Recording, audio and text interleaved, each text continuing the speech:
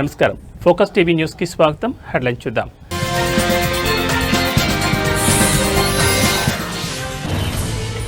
Nashik HAL కేంద్రం నుంచి తొలి తేజస్ MK-1A యుద్ధ విమానం విజయవంతంగా ప్రయాణం. త్వరలో వాయుసేనలో చేరిక.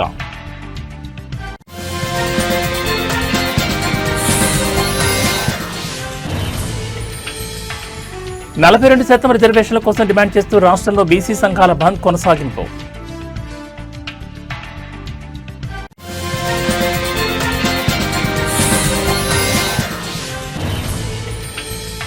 జనవరి నెలకు సంబంధించిన ఆర్జిత సేవలు, శ్రీవాణి, అంగప్రదర్శన తదితర దర్శన టిక్కెట్లను విడుదల చేయనున్న టీటీడీ.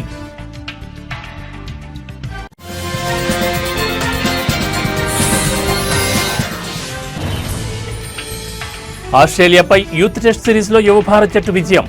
వైభవ్ సూర్యవంశీ ట్రిపుల్ సెంచరీతో సత్తా.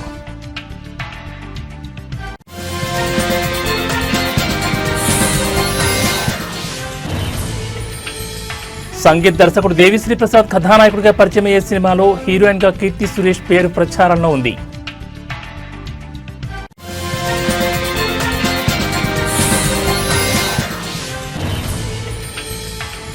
రాష్ట్రంలోని కొన్ని ప్రాంతాల్లో నేడు స్వల్ప వర్షాలు కురిసే అవకాశం. ఆంధ్రప్రదేశ్లో పొడి వాతావరణం. ఇక డీటెయిల్స్ చూస్తే భారత రక్షణ రంగంలో ఇదొక చారిత్రాత్మక ఘట్టం. భారత వైమానిక దళం బలాన్ని మరింత పెంచేందుకు స్వదేశీ తేలికపాటి యుద్ధ విమానం తేజస్ MK-1A త్వరలోనే విమానదళంలో పూర్తి స్థాయిలో చేరనుంది. ఈ అద్భుతమైన ఫైటర్ జెట్కు నాసిక్లోని హిందుస్థాన్ ఏరోనాటిక్స్ లిమిటెడ్ కొత్త ఉత్పత్తి కేంద్రం నుంచి మొట్టమొదటి విమానం విజయవంతంగా ప్రయోగాత్మకంగా తొలి విమానాన్ని పూర్తి చేసింది. రక్షణ మంత్రి రాజ్నాథ్ సింగ్ స్వయంగా ఈ కొత్త ఉత్పత్తి కేంద్రాన్ని ప్రారంభించడం, తేజస్ MK-1A విమానం తొలి ప్రయోగాత్మక ఎగురుదల దేశ రక్షణ రంగంలో ఆత్మనిర్భరతకు ప్రతీకగా నిలిచింది.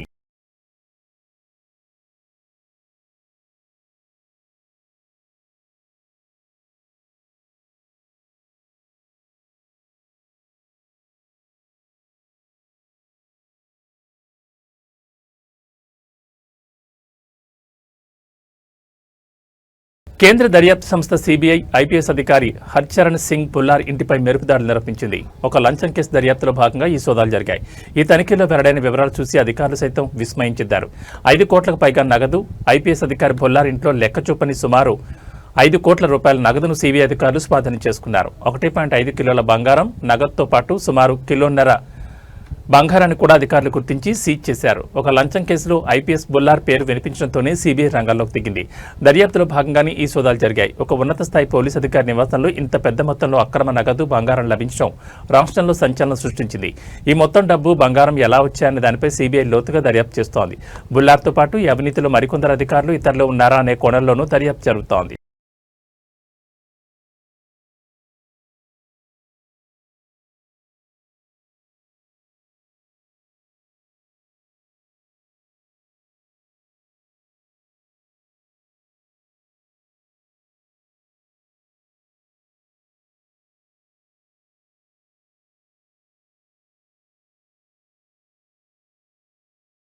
వేసవి కాలంలో కానీ డీహైడ్రేషన్ అయినప్పుడు కానీ మనం ఉపయోగించే ఓరల్ డీహైడ్రేషన్ సొల్యూషన్ ప్యాకెట్ల గురించి ఇది ఒక కీలకమైన హెచ్చరిక. నకిలీ ORS విక్రయాలు, తప్పుడు ప్రచారాలను అరికట్టేందుకు భారత ఆహార భద్రతా ప్రమాణాల ప్రాధికార సంస్థ కీలక ఆదేశాలు జారీ చేసింది. ప్రపంచ ఆరోగ్య సంస్థ WHO నిర్దేశించిన ప్రమాణాలు, ఫార్ములా ప్రకారం తయారైన పానీయాలకు మాత్రమే ORS అనే పదాన్ని వాడాలి. మార్కెట్లో లభించే ఎనర్జీ డ్రింక్స్, ఇతర తీపి పానీయాలు లేదా ఎలక్ట్రోలైట్ డ్రింక్స్పై ఇకపై ORS అనే పదాన్ని ఉపయోగించడం నిషేధం. ఈ పానీయాలు WHO ప్రమాణాలకు అనుగుణంగా ఉండవు. వీటిలో చక్కెర శాతం ఎక్కువగా ఉండి ఎలక్ట్రోలైట్ల నిష్పత్తి సరిగ్గా ఉండకపోవచ్చు. ముఖ్యంగా పిల్లల్లో తీవ్రమైన డీహైడ్రేషన్ ఉన్నప్పుడు ఇలాంటి నకిలీ పానీయాలు వాడటం వల్ల ఆరోగ్యానికి ముప్పు వాటిల్లే అవకాశం ఉంది. ఆహార భద్రత ప్రామాణికతను కాపాడడం, ప్రజలను తప్పుడు ప్రచారం నుంచి రక్షించడంలో భాగంగా FSSAI ఈ కఠిన నిర్ణయం తీసుకుంది.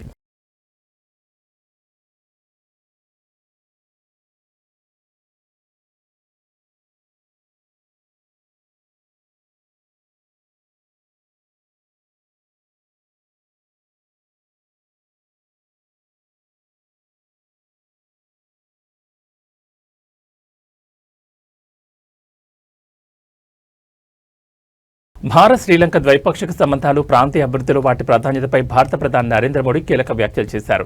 భారత్ శ్రీలంకల మధ్య పరస్పర సహకారం ఈ ప్రాంతం మొత్తానికి ముఖ్యంగా ప్రాంతీయ అభివృద్ధికి అత్యంత కీలకమని ప్రధాని నరేంద్ర మోడీ స్పష్టం చేశారు. కొలంబోతో కలిసి నడిచేందుకు ద్వైపాక్షిక సంబంధాలను మరింత బలోపేతం చేసుకునేందుకు ఢిల్లీ చిత్తశుద్ధితో ఉందని ప్రధాని మోడీ ప్రకటించారు.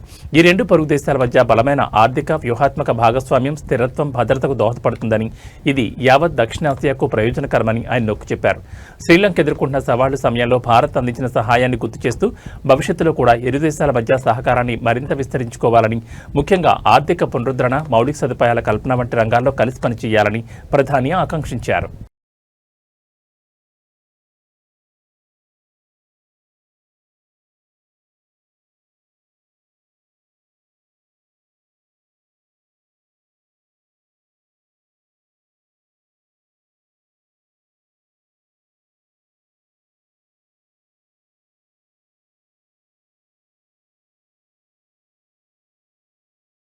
తెలంగాణలో ఈ రోజు బీసీ బంద్ కొనసాగుతోంది. బీసీ రిజర్వేషన్ల అమలు కోసం మరియు ఆ రిజర్వేషన్లను రాజ్యాంగంలోని 9వ షెడ్యూల్లో చేర్చాలని డిమాండ్ చేస్తూ బీసీ సంఘాలు ఈ బంద్కు పిలుపునిచ్చాయి.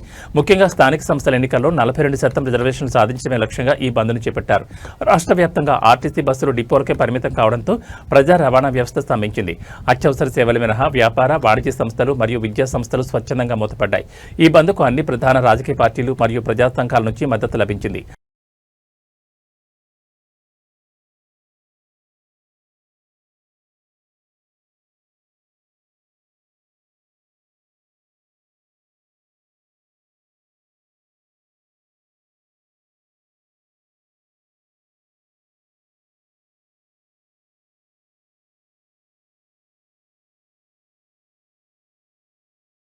నిజామాబాద్ నగరంలో జరిగిన ఒక దారుణ సంఘటనలో ద్విచక్ర వాహనం చోరీ కేసులో పట్టుబడిన నిందితుడు దాడిలో ఓ పోలీస్ కానిస్టేబుల్ మృతి చెందారు. నిందితుడిని స్టేషన్కు తరలిస్తున్న క్రమంలో అతను కత్తితో దాడి చేయడంతో ఈ విషాదం చోటు చేసుకుంది. ఈ ఘటన నిజామాబాద్ నగరంలో కలకలం సృష్టించింది.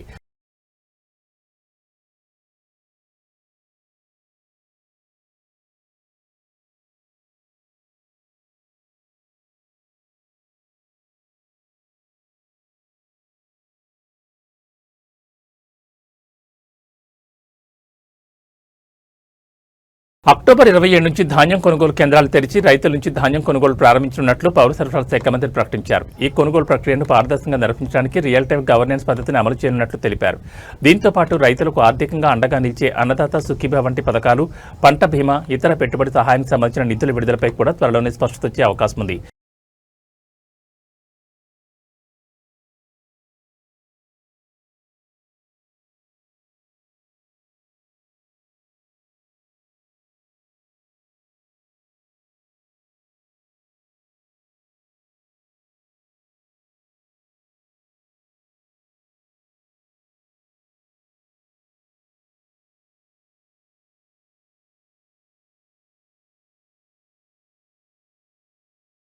జనవరి నెలకు సంబంధించిన ఆర్జిత సేవలు, శ్రీవాణి ట్రస్ట్ దర్శన టికెట్లు, అంగ ప్రదక్షిణ, వృద్ధులు, దివ్యాంగుల కోటా వంటి ఇతర సేవలు కోటాలు కూడా త్వరలో విడుదల కానున్నాయి. కోవిడ్ నిబంధనలు, భక్తుల రద్దీని దృష్టిలో ఉంచుకుని ఈ దర్శన కోటాను టీటీడీ విడుదల చేస్తోంది. జనవరి నెల దర్శన టికెట్లు బుక్ చేసుకోవడానికి భక్తులు టీటీడీ అధికారిక వెబ్సైట్ను మాత్రమే ఆశ్రయించాలని సూచిస్తున్నారు.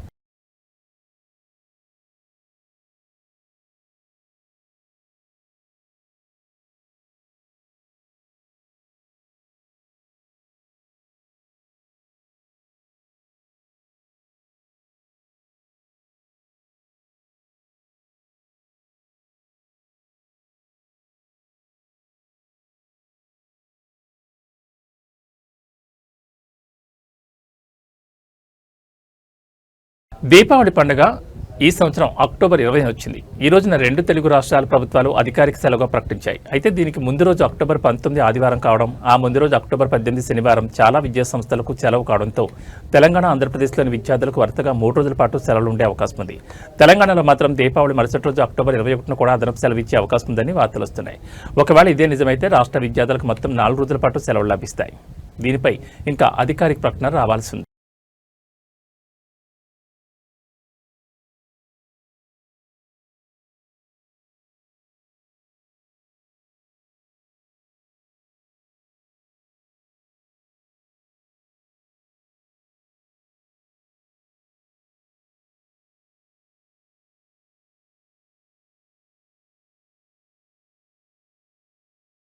ఇటీవల ముగిసిన Bharat Australia under-19 youth test సిరీస్లో మన యువ భారత్ జట్టు అద్భుతమైన విజయాన్ని నమోదు చేసింది. ముఖ్యంగా బౌలర్లు తమ ప్రదర్శనతో ఆసీస్ బ్యాటింగ్ను కట్టడి చేశారు. యువ ఆటగాళ్లు వైభవ్ సూర్యవంశీ, హర్జా సింగ్ అద్భుతమైన ట్రిపుల్ సెంచరీతో సత్తా చాటారు. మరోవైపు అంతర్జాతీయ మహిళల క్రికెట్లో 2025 వరల్డ్ కప్ మ్యాచ్ల షెడ్యూల్పై కూడా అభిమానులు ఉత్కంఠగా ఎదురుచూస్తున్నారు. భారత్-పాకిస్తాన్ మ్యాచ్పై ఇప్పటికే అంచనాలు మొదలయ్యాయి. టీమిండియా కెప్టెన్గా రోహిత్ శర్మ శకం ముగిసిందన్న వార్తలపై స్పందించిన అగార్కర్ జట్టు ఫిట్నెస్ విషయంలో తీసుకున్న కఠిన నిర్ణయాలు వెల్లడించారు. ఈ నేపథ్యంలో భవిష్యత్ సిరీస్లకు సంబంధించి వైట్ బాల్ టీంలో మరిన్ని మార్పులు చోటు చేసుకునే అవకాశం ఉంది. క్రీడా విశ్లేషకులు భావిస్తున్నారు. పూర్తి షెడ్యూల్స్ మరియు జట్టు వివరాలను త్వరలో వెల్లడిస్తామని బీసీసీఐ వర్గాలు తెలిపాయి.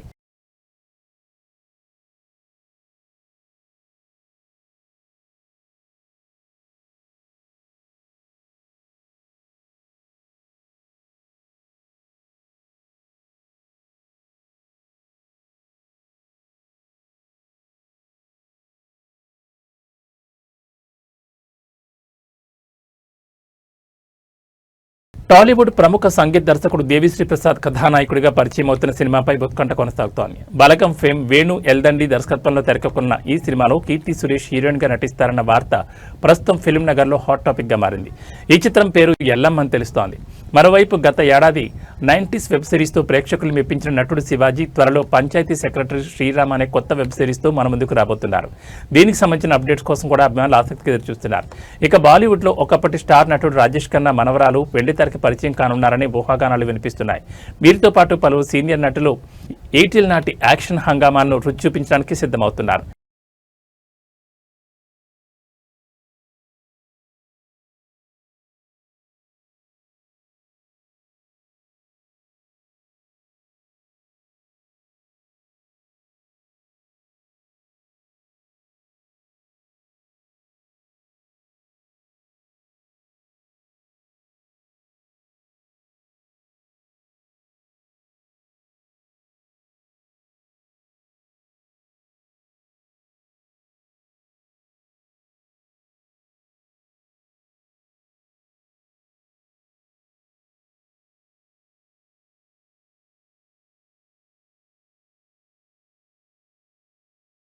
ఇక వాతావరణ విషయానికి వస్తే తెలంగాణ రాష్ట్రంలోని కొన్ని ప్రాంతాల్లో మోస్తరు వర్షాలు పడే అవకాశం ఉన్నట్లు వాతావరణ శాఖ అంచనా వేస్తోంది. హైదరాబాద్ చుట్టుపక్కల జిల్లాల్లో కూడా మేఘావృతమై ఉండి ఉష్ణోగ్రతలు సాధారణం కంటే కాస్త తక్కువగా నమోదు కావచ్చు.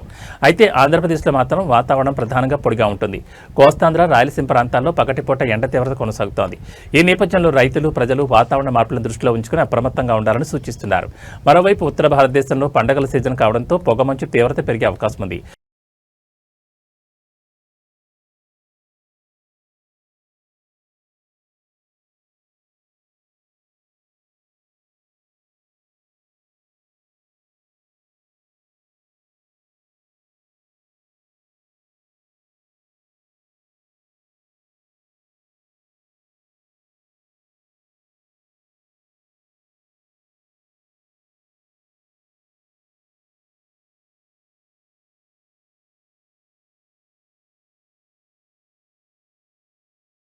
ఇవి బులెటిన్ విశేషాలు. మరో బులెటిన్లో మళ్ళీ కలుసుకుందాం. నమస్కారం.